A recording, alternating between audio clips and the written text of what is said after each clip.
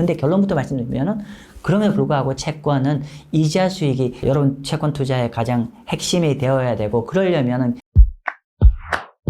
네, 안녕하세요. 마경원입니다. 오늘은 대표님께 질문을 좀 드리고자 하는데요. 좀 최근에 이제 금리가 떨어지면서 채권에 관심이 있으신 분이 더욱더 많아진 것 같아서 원론적인 이야기도 좀 여쭤보고자 합니다.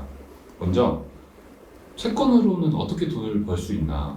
채권으로 돈 버는 원리가 뭔지 간단하게 설명 주실 수 있을까요? 채권으로 돈 버는 원리다라고 하면 일단은 채권의 수익 구조를 좀 이해를 해야겠죠. 채권의 수익 구조는 예금처럼 만기까지 들고 가면은 만기까지 보유했을 때 계속 받는 이자가 있을 거잖아요. 그러니까 이자 수익이 첫 번째 수익원일 거고 이 이자 수익원은 그냥 예를 들면 연 5%짜리 채권이라고 하면은 그냥 1년 경과를 하면 계속 5% 이자가 쌓여 들어오는 거죠. 그래서 우리가 채권의 수익 구조는 첫 번째는 그냥 보유함에 따라 나오는 이자 수익이 첫 번째 수익일 거고, 그런데 요즘 많은 분들이 더 포커스하는 거는 단순한 이자 수익만 포커스를 하는 그게 아니라 여기에 이제 채권 가격이 많이 올라가기를 기대를 해서 또 많이 투자를 하는 거죠. 제가 수차례 말씀드렸지만 채권 가격은 금리와 반비례 관계죠. 즉 시중금리가 내가 만약에 채권을 미리 투자를 했는데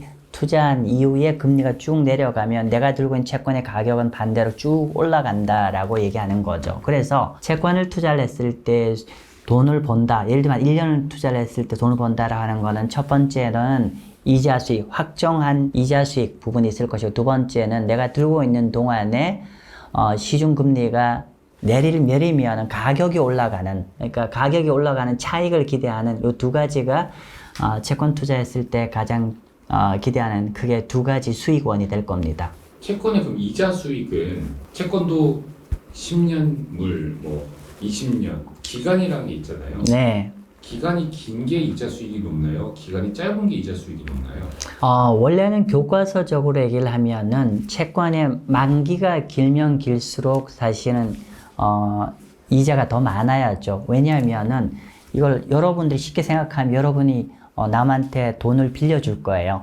돈을 빌려주면은 1년 뒤에 돈을 돌려받는 거의 이자와 10년 뒤에 돈을 돌려받는 이자면 어느 쪽이 더 높아야겠습니까? 당연히 1년 뒤에 원금을 돌려받는 거 대비해서 만기가 길면 길수록 우리가 빌려준 사람 입장에서는 굉장히 불확실성이 커지고 위험하기 때문에 당연히 위험 프리미엄을 받아야 되니까 이자가 더 높아야죠.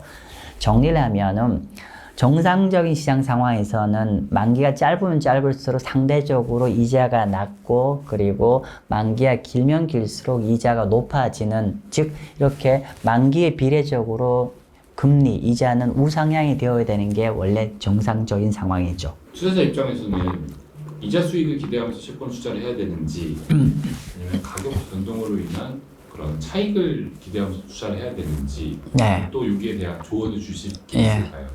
사실은 채권을 우리가 투자를 권유하는 가장 베이직한 이유는 사실은 채권은 시간의 마법이 있는 자산이라는 거죠. 주식과 달리. 무슨 말이냐? 채권은 우리가 시간의 마법이라는 게 이자가 시간 가치잖아요. 즉 예를 들면은 어떤 채권이 1년 보유하면 예를 들면 5%다. 그럼 2년 보유하면 10%고 또 사실 이렇게 계속 시간이 흘러간 비례적으로 쌓이는 어떤 스노우볼 이펙트를 저는 굉장히 중요하다고 생각하는데, 기본적으로 채권 투자를 할 때 저는 개인적으로 채권의 정석은 이자 수익을 포커스해야 된다라고 개인적으로 생각합니다. 왜냐하면 보세요. 우리가 지금은 요즘 같은 상황에서는 금리가 내려가기 때문에 채권 가격이 올라가는 이런 기대를 많이 하고 있지만은 우리가 긴 호흡에서 본다고 하면 어떨 때는 금리가 내릴 때도 있고 또 어떨 때는 금리가 올라갈 때도 있을 거잖아요. 그럼 올라갈 때는 또 채권 가격이 좀 깨질 수 있을 거고 금리가 내려갈 때 채권 가격이 올라갈 텐데, 그런데 만약에 여러분이 연금 투자자라고 합시다. 투자를 5년, 10년, 20년 정도 가정한다고 하면 결국 긴 호흡으로 봤을 때는 결국은 가격이라는 거는 플러스 마이너스 이렇게 될 거잖아요.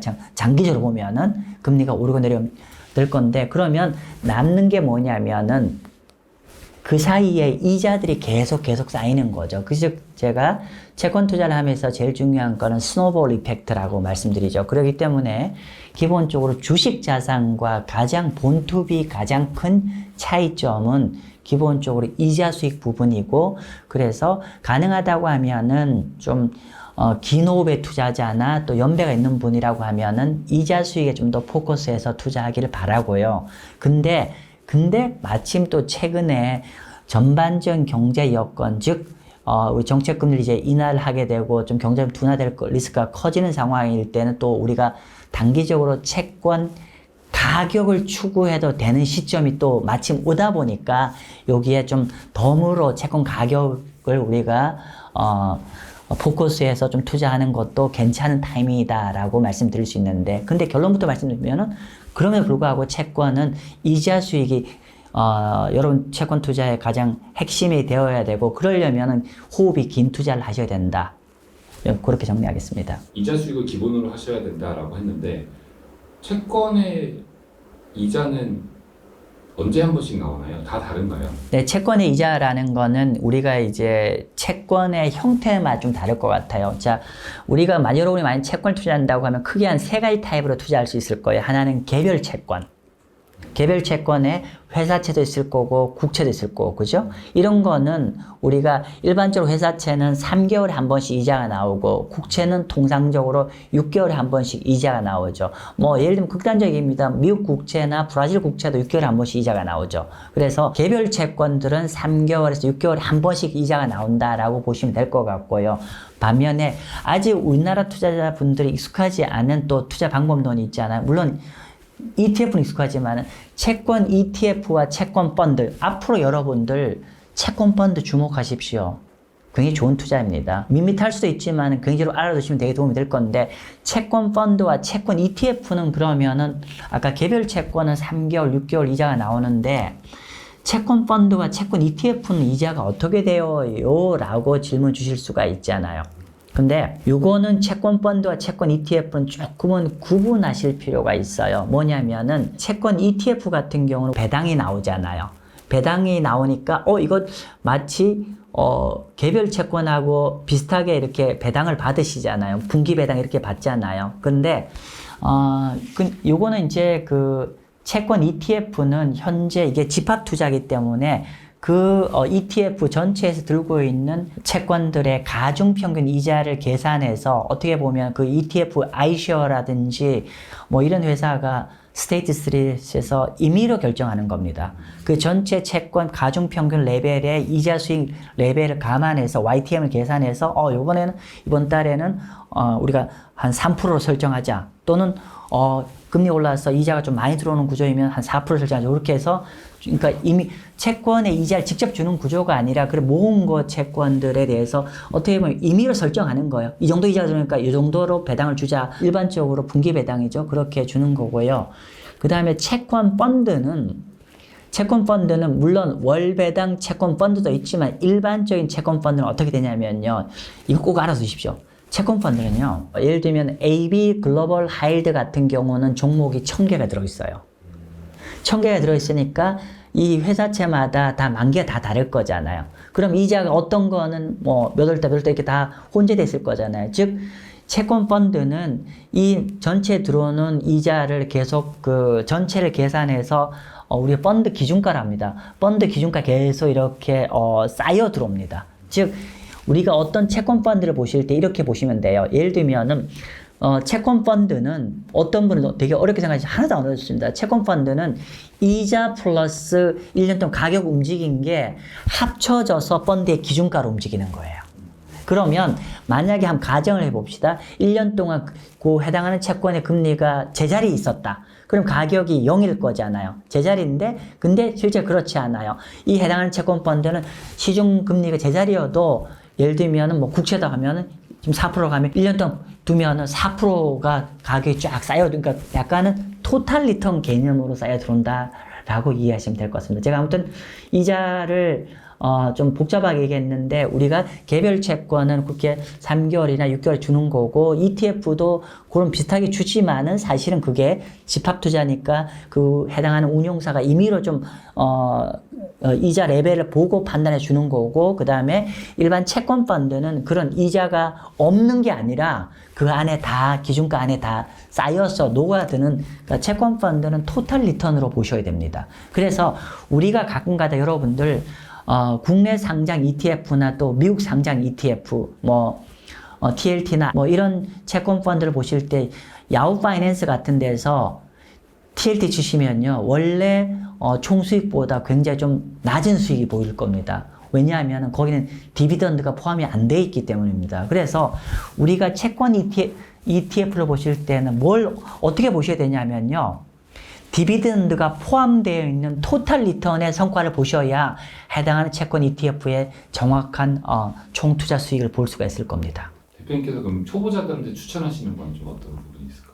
현지 통화 표시 이머징 마켓 채권과 달러 표시 이머징 마켓 채권이 있는데, 사실은 수익 구조가 조금 다릅니다. 현지 통화 표시 이머징 마켓 채권은 첫 번째, 투자한 나라의 채권의 이자 수익이 얼마나 되니 첫 번째 변수고, 두 번째, 앞으로 투자한 나라의 금리가 내려갈 거냐 올라갈 거냐를 보셔야 될 거잖아요. 즉 채권 가격이 어떻게 될 거냐를 봐야 될 것이고, 근데 하나 더 봐야 돼요. 뭐냐면은 투자한 나라의 통화가 앞으로 어떻게 될지 굉장히 중요하죠. 그래서 현지 통화 표시 이머징 마켓 채권은 크게 세 가지 변수다. 첫 번째, 이자 수익. 두 번째, 투자한 나라의 채권 가격, 즉 금리가 어떻게 움직일지. 마지막 세 번째는 통화의 방향성을 봐야 된다. 그렇게 정리를 할 수가 있고, 그러면 물론 국가별로 다르고 또 상황별로 다 다르지만 그냥 직관적으로 말씀드리면은, 그럼 여러분들이 달러와 대비 이머징 마켓 통화는 언제 강세로 갈까요? 또는 현지 통화 표시 이머징 마켓 채권은 투자한 나라의 통화가 달러 대비 강세로 갈 거로 기대될 때 투자하셔야 됩니다. 정리를 하면은.